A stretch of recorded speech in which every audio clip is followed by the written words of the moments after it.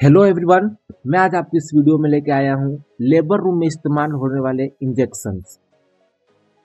और आज हम इस वीडियो में समझेंगे लेबर रूम में कौन कौन से इंजेक्शन का इस्तेमाल किया जाता है और इन इंजेक्शन का इस्तेमाल हम प्रेग्नेंट लेडी पे करते हैं और डिलीवरी के बाद हम इस इंजेक्शन का इस्तेमाल करते हैं।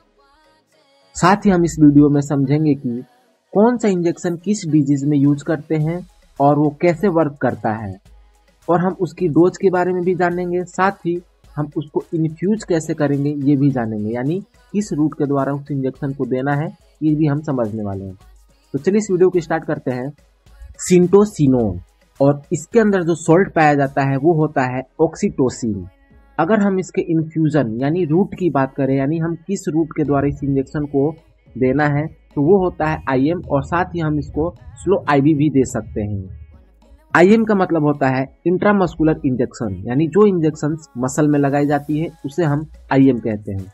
और जो IV होता है, IV का मतलब होता है इंट्रावेनस, यानी जो इंजेक्शन नसों में दी जाती है उसे हम IV कहते हैं।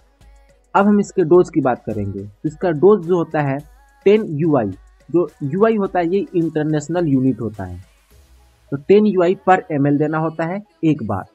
अगर हम इसके इस्तेमाल की बात करें तो इसका इस्तेमाल किया जाता है यूट्रस को कॉन्ट्रैक्ट करने के लिए, यानी ऑक्सीटोसिन के वजह से क्या होता है, पेन बढ़ जाता है और जो बेबी होता है वो जल्दी ही यूट्रस से बाहर आ जाता है।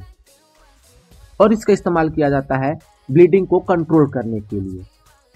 अगला मेडिसिन है ट्रांसामाइन, और इसके अंदर पाया जाता है ट्रेनेजेमिक एसिड, और हम इसके रूट की बात करें तो ये सिर्फ IV दिया जाता है, यानी इंट्रावेनस इसका रूट है। अब हम इसके डोज की बात करें तो इसका डोज होता है 250 mg या फिर 5 ml। अगर हम इसके इस्तेमाल की बात करें तो इसका इस्तेमाल किया जाता है हेवी ब्लीडिंग आफ्टर डिलीवरी, यानी डिलीवरी के बाद जो हेवी ब्लीडिंग होता है तो उसको हम रोकने के लिए इस इंजेक्शन का इस्तेमाल करते हैं। अब हम बात करते हैं कार्बोप्रोस्ट इंजेक्शन की। तो इसके अंदर पाया जाता है कार्बोप्रोस्ट थ्रोमेथनिन, और इसका जो रूट होता है वो IM होता है इंट्रामस्कुलर, और जो इसका डोज होता है 125 mcg पर ml। mcg का मतलब है माइक्रोग्राम, और इस इंजेक्शन को भी हम एक बार ही इस्तेमाल करते हैं। और अगर हम इसके इस्तेमाल की बात करें तो इसका इस्तेमाल किया जाता है यूट्रस को करेक्ट करने के लिए, और इसका इस्तेमाल हम एबॉर्शन से पहले भी करते हैं। अगला इंजेक्शन है सर्विप्राइन, और इसमें पाया जाता है डाइनोप्रोस्ट्रोन इन्फ्यूजन, और ये जो होता है एक्सटर्नली यूज किया जाता है। अगर हम इसके डोज की बात करें तो 0.5 mg की डोज होती है। अब हम बात करते हैं इसके इस्तेमाल की। तो इसका इस्तेमाल किया जाता है इवैक्यूएशन ऑफ यूट्राइन और टर्मिनेशन ऑफ प्रेगनेंसी। साथ ही हम इसका इस्तेमाल करते हैं सर्विक्स के डायलेशन में, यानी सर्विक्स को डायलेट करने के लिए भी हम इसका इस्तेमाल करते हैं। अगला इंजेक्शन है एपिडोसिन। इसके अंदर पाया जाता है वैलेथामेट ब्रोमाइड, और जो इसका रूट होता है ये हम IV और IM दोनों दे सकते हैं, यानी दोनों रूट से इसको हम दे सकते हैं। और जो इसका डोज होता है वो सिर्फ एक बार देना होता है।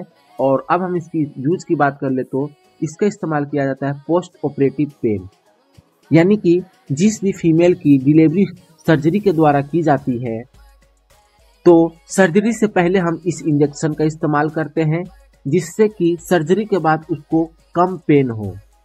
अगला मेडिसिन है हमारा ड्रोटीन, और इसके अंदर पाया जाता है डोटावेराइन हाइड्रोक्लोराइड, और जो इसका इन्फ्यूजन होता है IM और IV दोनों रूट होता है, और इसका भी डोज जो होता है 1 टाइम देना होता है। और जो इसका इस्तेमाल किया जाता है वो स्टमक पेन में किया जाता है, और इसका इस्तेमाल हम फास्ट बर्थ के लिए भी करते हैं, यानी कभी कभी कुछ ऐसे कंडीशन आ जाते हैं जिस कंडीशन में बेबी की जो डिलीवरी होती है वो फास्ट करनी होती है। साथ ही हम इसका इस्तेमाल कॉम्प्लिकेशन में भी करते हैं, यानी कभी कभी क्या होता है पल्स बढ़ जाता है तो भी हम इस इंजेक्शन का इस्तेमाल करते हैं। अगला इंजेक्शन है मैग्नोसोल, और इसके अंदर पाया जाता है मैग्नीशियम सल्फेट। अगर हम इसके इन्फ्यूजन की बात करें तो इसका इन्फ्यूजन ओनली IV होता है, यानी सिर्फ हम इसको इंट्रावेनस ही दे सकते हैं, और इसका भी डोज जो होता है 1 टाइम देना होता है। और हम इसके इस्तेमाल की बात करें तो इसका इस्तेमाल किया जाता है मैग्नीशियम के डेफिशिएंसी में, या फिर कभी कभी हार्ट बीट बहुत ही ज़्यादा बढ़ जाता है, उस कंडीशन में भी हम मैग्नासोल का इस्तेमाल करते हैं। मैग्नीशियम के डेफिशिएंसी से हाई हेल्थ रिस्क बढ़ जाता है मदर और न्यूबॉर्न बेबी दोनों में ही। और मैग्नीशियम के डेफिशिएंसी से जो फेटल होता है उसकी ग्रोथ भी रुक जाती है, तो उस कंडीशन में हम मैग्नासोल का इस्तेमाल करते हैं। तो ये तो था लेबर रूम के कुछ ऐसे इंपॉर्टेंट इमरजेंसी इंजेक्शन जिनके बारे में आपको पता ही होनी चाहिए। तो मिलते हैं नेक्स्ट वीडियो में। Thank you so much.